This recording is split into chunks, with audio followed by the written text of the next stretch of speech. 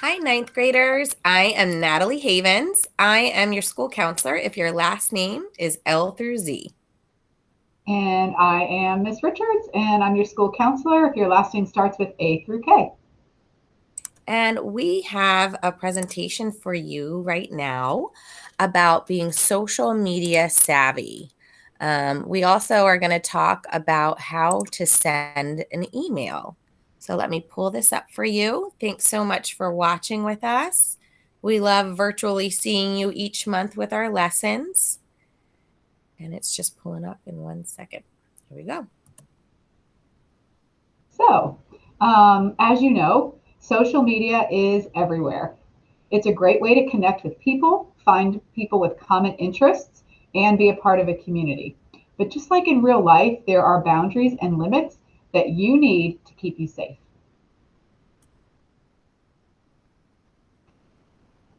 This is a pretty powerful slide here, okay? Because I want you to think about when you're on social media, whatever kind of social media that you like to go on, think about who is looking at you. Who is looking at your social media? Remember that anything that you put on your social media is there forever. So even if you delete something, it's still going to be on the internet. There are still going to be people who can access it, even if you think they can't.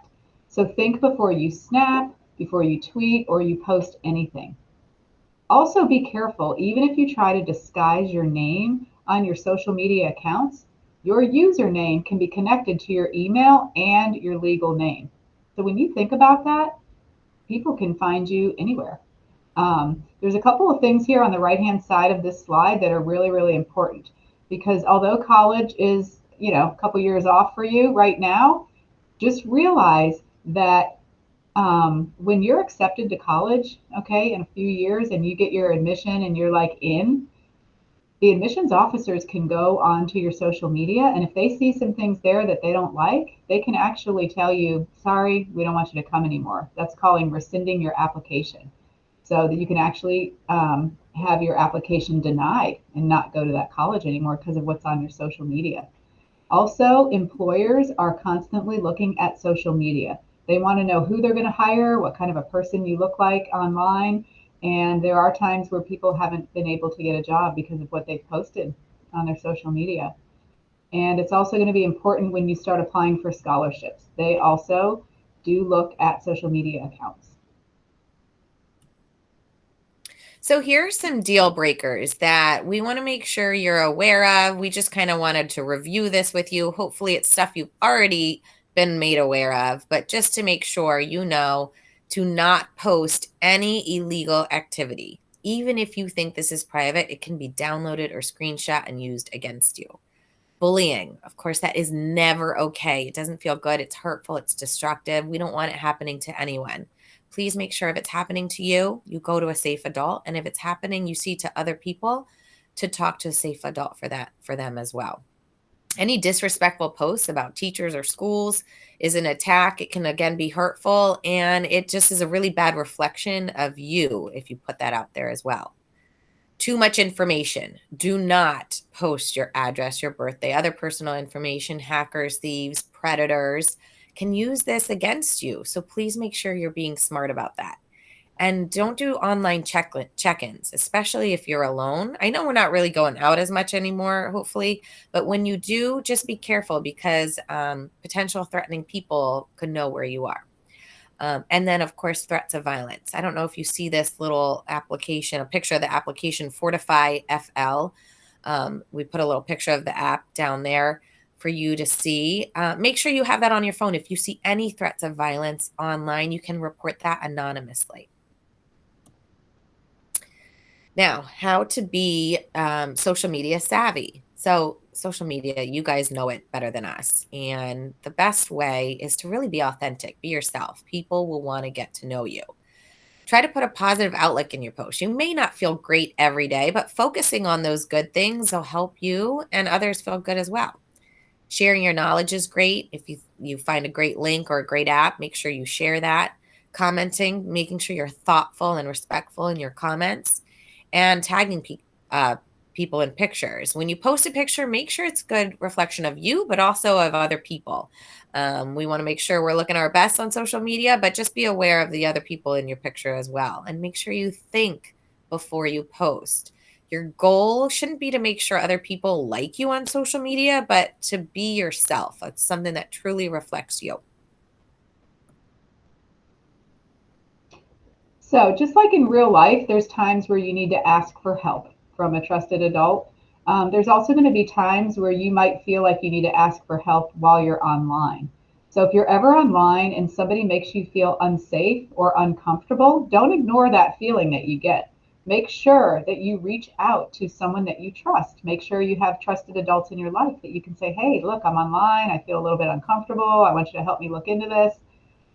If you're ever bullied or you're threatened online, or you see someone else being bullied or threatened, if you see something, say something. Tell an adult, tell somebody at school, tell a parent, but tell somebody. Don't hold that in. Um, you need to be smart online, okay? And what I mean by this is a lot of things, but um, you may be talking to somebody online, but do you really know who's on the other end of that computer or that screen? You may think you're talking to somebody, but really it's like somebody totally different. Be smart about inviting people into your life online because you never really know who's on the other end of that screen. Never ever, like Miss Haven said before, never agree to meet anyone alone in person that you've met online. Okay, it's never ever a good idea because, like I said, you might think you're meeting so and then like so and so shows up, like totally different. Um, don't feel uncomfortable about unfriending people or blocking people when they're not treating you with respect and kindness online. Okay, so just like in real life, if someone's not treating you kind or with respect, then you really don't want to be their friend. So it's easy online, just unblock them, okay? Or block them, I mean. And then, like I said before, make sure that you talk to a safe adult at home or at school if you're struggling with any of this. And also, like in life offline, we need to learn to manage our time, okay? When you manage your time, it can really work for you. Because social media is everywhere, because you can access it from anywhere while you're at school or at home, it's on your phone, your computer, all your devices. You have to learn to manage it. There's a lot of great tools for a lot of great things, but we need to build in some margin with our time. If you're on social media 24/7, it's not good for you. It's not good for your sleep. It interferes with it. It's not good for your brain. And then, really importantly, it takes away from interaction with people in real life. Make sure you get outside and talk to people safely now, but talk to people away from technology every day. Here are some ideas to set your social media boundaries. And you can have these conversations with your family. Um, Maybe you already have, and that's great. But talk to your parents. Ask them to help you decide a time limit that works for you and that'll be healthy for you. Take social media breaks when you're on vacation or pick a day of the weekend to go technology free. It's kind of hard to do at first, but once you do it, even if it's, a couple of hours, you really feel refreshed by the end of it. Make sure you don't have your phones out at the dinner table. It's such a distraction. And phones and computers are always turned off at night. Those are different ways that you can set up your boundaries. And now we wanted to talk to you guys about how to write an email appropriately. This seems to be a struggle for a lot of students. So we wanted to make sure that you have the tools and knowledge about how to write the email appropriately. When you first open an email, the first thing you'd write is your subject line. So kind of a summary, a short summary of what you want to write in the email. Something about late work or need help, missing grade. That would be the subject line. And then when you start the email, start it with a greeting. Something like hello could be really simple. Good afternoon, good morning. Start that with a greeting. It makes it look a little more professional. Then get to the point and add a couple details, but you don't have to write a really long-winded email. You can just say you're writing because, or you remember the first step, but you can't remember whatever else it is. And then the closing, a simple thank you or best or sincerely works and also makes it look a little professional. Then the last thing, to sign your name We do advise you when you're emailing us or any of your teachers or staff here at the school to use your student email account. You'd still sign your name, but we can always see who you are from your student email account. When you use your personal account, your name's not always on there or connected exactly. So that's even more important to make sure your name is on your email. So please make sure you're using this. All right. Well, as always, we want to thank you guys for watching. And this presentation will be on our website. And there is also a survey that we want you to participate in. It's a very short survey, but we want you to take the survey, let us know how much you've learned. That survey link will be in the presentation and it will also be posted online. And as always, we want you to remember who we are. So if you are an ELL student, your counselor is Miss Abramowitz. And if your last name starts with A through K, then your counselor is me, Miss Richards.